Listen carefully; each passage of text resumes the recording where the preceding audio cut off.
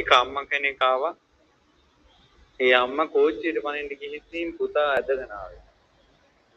කොළම් පොල් ගහවලට ගෙන්නනවා.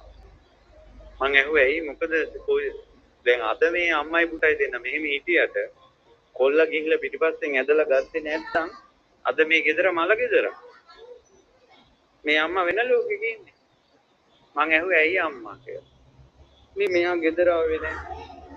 මං ඇහුවා කවුද? පුතා. මං ඇහුවා පුතා කොහෙද ගියේ? අපේ අම්මලා ගෙදර. කියන්නේ කොල්ලගේ ආච්චිලා ගෙදර. මම ආච්චිලා ගෙදර ගියා කියලා. මොකක්ද තියෙන ප්‍රශ්නේ? නෑ 8ට එනවා කියලා කී 10 වෙනකල් බලා හිටිය ආවේ නෑ. සංසාරේ වෙන හේතුනේ. චර දරුවන්ට බැඳිලා 8ට එනවා කිව්වොත් 8ට වරේ. මේ මනුස්සයන්ට නිදහසක් කියලා එකක් නැද්ද? මේ බල්ලෝ පූසෝ හදනවා වගේද ළමයි දරුවෝ හදන්නේ. මේ කූඩුවේ පිටපන්. අපි අරණ වෙලාවට එළියට ඵලයක්. කූඩුව වහන්න කලින් වරේ. කුකුලෝ වගේ. සංසාර. මේ නිවන් දකින්නේ කවද්ද? මේ හිත ශක්තිමත් වෙන්නේ කවද්ද? ගොඩාක් දේවල් අත්හරින්න වෙනවා හිත ශක්තිමත් කරන්න. දරුවෝ මැත්තේම නැහිලා ඉන්න අය දරුවෝ පොඩි වචනයක් කිව්වත් ඉතිරි දෙනවා. පොඩි දෙයක් කළත් ඉතිරි දෙනවා. හේතුව අල්ලගෙන ඉන්නේ දරු සම්පත. මම අම්මා කෙනෙක් විදියට තාත්තා කෙනෙක් විදියට මං යුතුයකම් ඉෂ්ට කරනවා.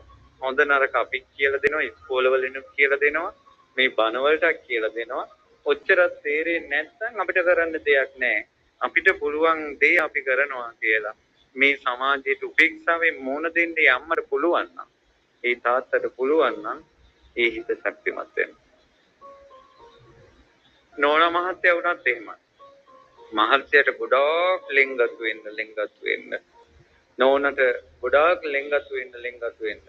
hina උනේ නැත්නම්, කතා කළේ නැත්නම්, කෝල් කළේ නැත්නම්, කෙව්වේ නැත්නම්, බැලුවේ නැත්නම් ඉතිරි දෙනවා.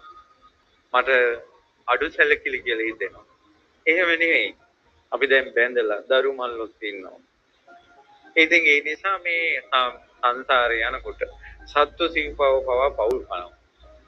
මේ මනුස්ස ලෝකේ දරු પરම්පරාව ඉදිරියට යන්න මේ මනුස්ස ලෝකේ විවාහය කියලා එකක් තියෙනවා. මහත්ය නොවුන කෙනෙක් නෑ, නෝන නොවුන කෙනෙක් නෑ.